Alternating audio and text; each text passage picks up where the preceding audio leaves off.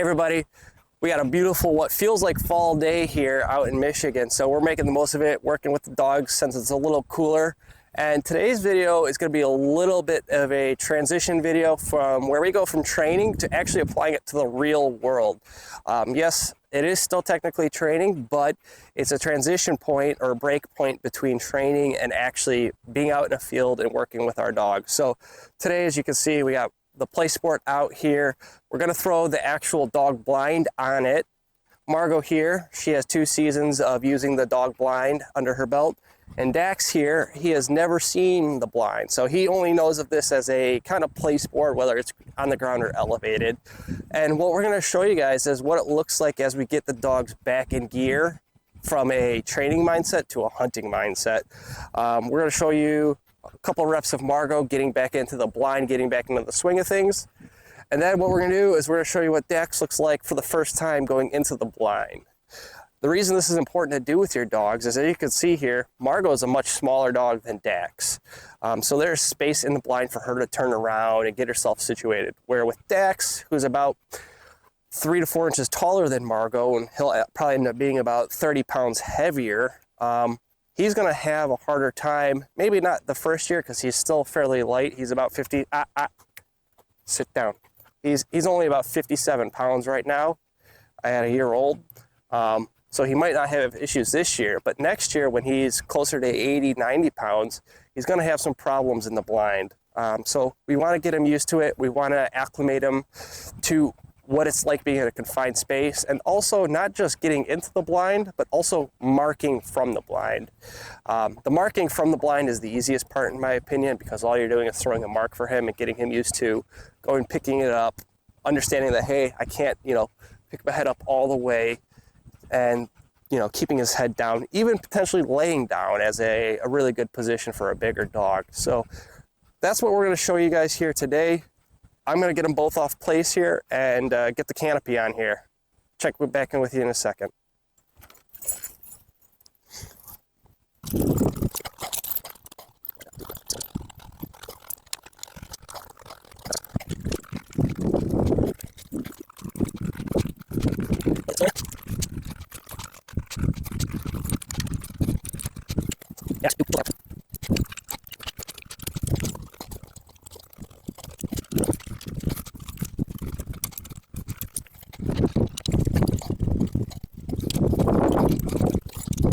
All right, so we finally got the canopy back onto the blind. If anybody's curious, this is a Momarsh Invisilab. And what we're gonna show you is what it looks like when you have a smaller dog getting in the blind, hoping that you'll be able to see her probably turn around here. So Margot, kennel. Come on. Dax, go on. Margot, come here. Come here. Kennel. Get up there. Keep in mind, Margot's 7, so she moves a little slow nowadays, but as you can see, she has plenty of room. She's almost at a full stand. So for her, this isn't too terribly confined for her. She has lots of space. She can sit, she can lay, and she'll be able to mark really well out of the blind. The way I actually hunt with her is I put both doors down like this, so it'll swing. And then this way, she's a little bit more concealed. You can brush in the side or the fronts here. But the goal is to have her looking out a little slot as we can. So that's how we set this up for our hunting. But now the exciting part here is we're going to show you how we're going to transition Dax into this.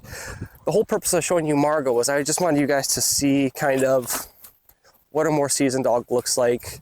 Like I said, she has 2 seasons under her belt with using this, both either on the ground in a field or in a marsh in a stand-like position. So that's what it looks like. She's a pro, been there, done that, knows how to do it. Now with Dax, when I get Margot out of here, what I'm expecting with Dax is him kind of to circle this and not know what to do with it. He might even try to jump on the side of it and hop up on top of the blind up here. So the way I did this with Margot was I started it on the ground, so it's easier for her to understand what to do. So I'm going to collapse the blind real quick, get it on the ground. That way, if Dax decides to be a complete idiot and hop on the top, he isn't going to hurt himself before season. So we're going to put this on the ground and get a couple reps with him going into it like a goose hunt from a field setting. And then what we're going to do is elevate it to him, and we're going to put it up here like we're hunting in a marsh for some ducks. So give us a second, and we'll get that done. All right, come on, Marco. Alrighty, so in a hunting application, well, normally we're gonna have the flaps down, but because we're just introducing Dax to this, we're gonna keep both flaps open. And the reason why is, one, he's a bigger dog, as I mentioned before. So what I'm gonna coach him up to do is, I'm gonna coach him up to come into the back of the blind and face towards the camera, because I don't think he'll be able to figure out turning around right away. But we're gonna use his bumper here as his reward. It's going to take a few reps to get this done, so bear with us. There's going to be a couple cuts here, but we've already used kennel with him. He understands the placeboard means kennel. So now we're going to see what this looks like. Dax, kennel, kennel. Yep, kennel. I do apologize. I have a little bit of a cold here. Ironically, kind of pre-fall cold, so my voice isn't the same. So Dax did exactly what we expected here. He kind of hopped on, kind of ran around it, and that's all right, because he doesn't know what this is yet, but he does know what kennel means. So we're gonna actually tuck these flaps up here so they don't fall down on him.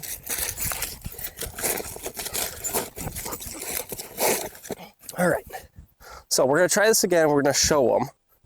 So we're gonna take the toy. If your dog needs kibble, use kibble, right? At the end of the day, it's not, the goal is to teach your dog how to do this. So whether it's a bumper, whether it's a tennis ball, show your dog rather than kind of, you know, you're coaching them through this, right? Dax has his e-collar on right now, and I'm not gonna use it on him. I mean, if I'm saying kennel to him, this is a brand new experience. So we're gonna spend the next 2 weeks working on kennel with this, you know, whether it's in the house, outside in training. Everything going forward is going to be with this on. So how we're going to teach them is, we're going to go like this. Kennel. Yeah, we're just going to try getting them in there. Come here. Kennel. Nope, no. All right. So we're going to tell them sit. Sit. Now, like I said, we're getting him to come in from the rear of the blind to the front. So I'm actually gonna go, no. We're gonna see if we can lure him. Sit. We're gonna put him close to the opening. Kennel. Kennel, good. And that's how we're gonna teach him to get into the blind right there. Is we're gonna lure him in, just like you did in training with place training, with kennel training up front. You're gonna use the kibble to lure him in position, and then yes, click, whatever it is. In this case, Dax is just gonna get his reward. So we're gonna do this again. Sit. Kennel. Good. And we're gonna give him his reward. Now, I think it'll probably take us about 5 times before Dax is able to do this on his own. I think from the ground is actually a little harder on him than it'll be from a elevated position. So sit. Sit. Good. Kennel. Kennel. No. Good. Didn't go as planned with that rep, but we got the result we wanted. He's going into kennel. All right, drop. Sit. Kennel. Kennel. Kennel. Good boy. Yes. Give him a little mental break here. Good boy. Drop it. Drop. Good. Sit. Sit. Kennel.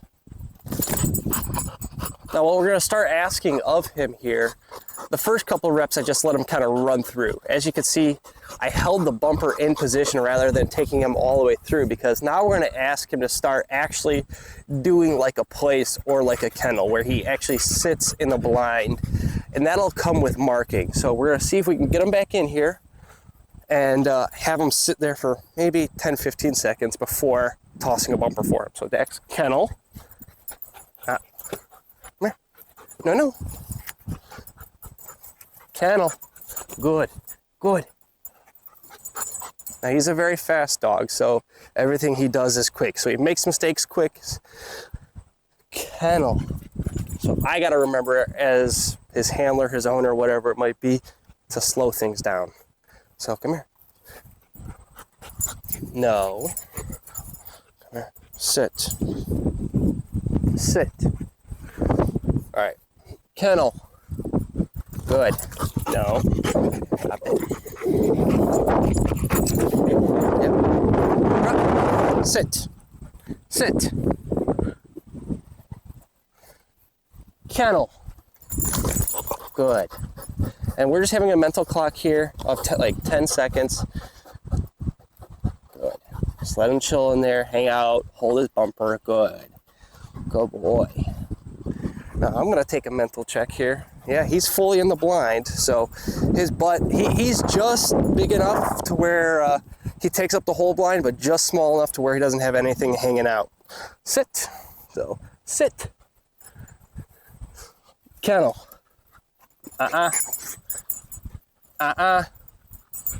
Kennel.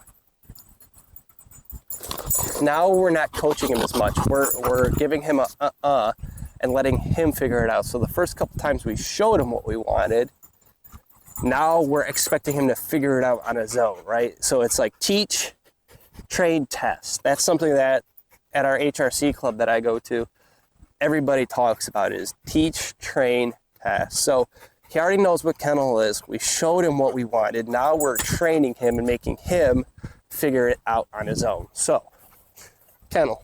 No. No. Kennel. Kennel. Good. Yes. And this is where we want to get to with him, is we want him to start figuring out, when you say kennel, the next couple of reps, couple of seconds, he's going in there on his own without being lured. Kennel. Kennel. Kennel. Good. Yes. Now with Dex, he's got a lot of prey drive, so like we did with all our other training, the thing I've learned with training dogs is it's not necessarily about teaching them a new thing. It's bridging the gap between something you've already taught them into the new thing, right? So he understands that the quicker he does something, the quicker he gets this bumper, which he loves more than anything on the planet, potentially even me and my wife. So by me rewarding him the moment he goes in there, it's a good way for him to get his reps in and understand, hey, if I do what they ask and I get a nice clean rep, I get what I want. So kennel. Kennel.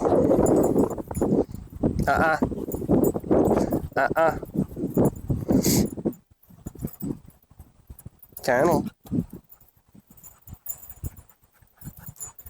Yes! Now he didn't sit in there, but after going around the blind 2 or 3 times, he kind of figured out like, hey, that's what I want. So I expect, the more he does this, the quicker he gets rewarded, the faster he's going to get into his blind. So I expect maybe 1 or 2 tries before he figures it out. Kennel. So I'm going to call that 1 try. Kennel. That's 2. Kennel. He's 3. Kennel.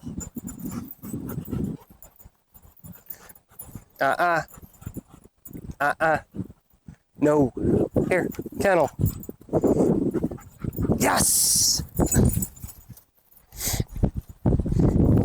Part of his problem is he's such a fast dog that sometimes he doesn't think. He shuts his brain off and he just reacts. So we're trying to tire him out a little bit here with playing fetch to reward him. So drop. Help him out a little bit. Kennel. Kennel. Kennel. Kennel. Dex, kennel. Good.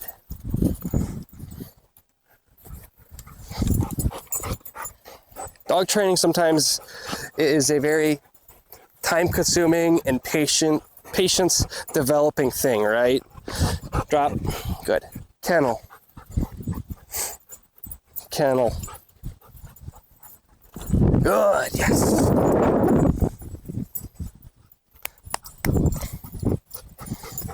Good boy. Play some tug with him. All right, drop. Hey. Thank you. Kennel. Good. And as you can see here, the more and more we do this, the more and more he's starting to figure this whole kennel thing out. I really don't care at the moment which end he goes in or out of. I just care that he's going into the blind. Now, when we get elevated, I am going to ask him to sit in there, and I'm going to start pausing before I throw his retrieve. Dex. Dex. All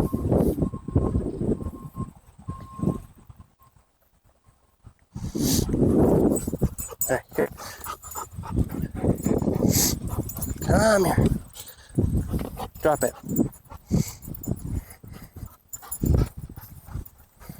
Kennel. Kennel.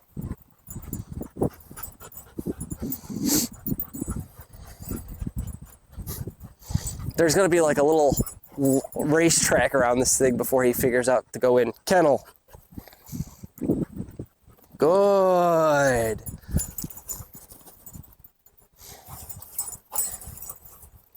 Here. Good boy. Kennel.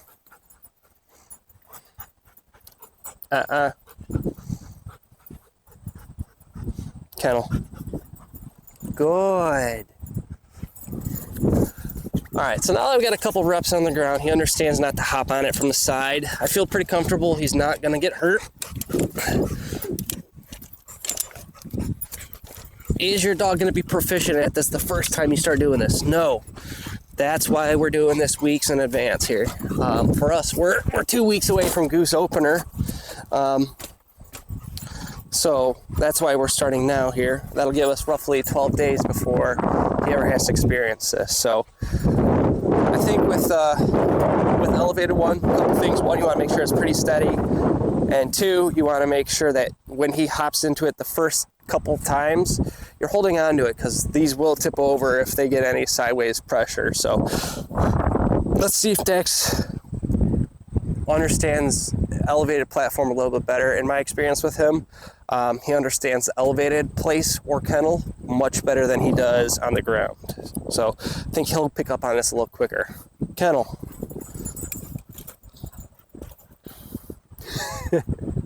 That's hilarious. Nope. Come here.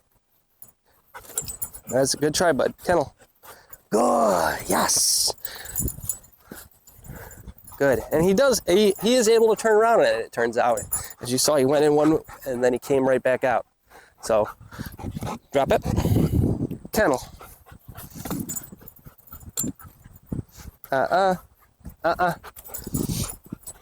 Good. Come here. Kennel. Good. Kennel. Here. Come on. Kennel. Good.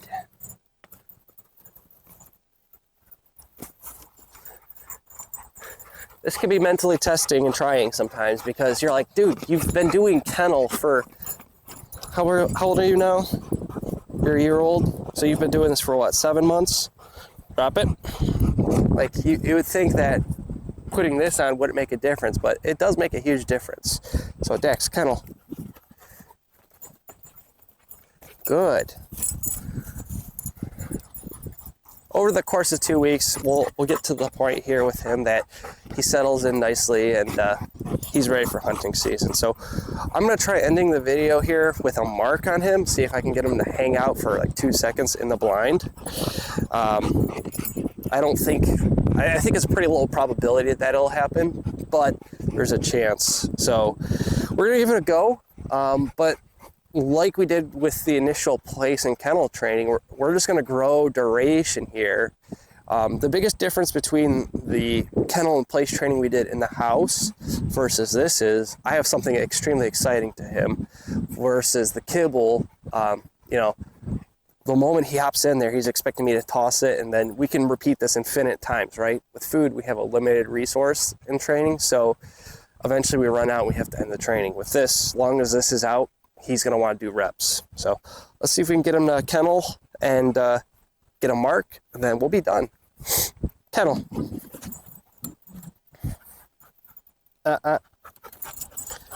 Good. Good. Good. Drop. Drop. Okay. Kennel. Good. No, Good. Stay.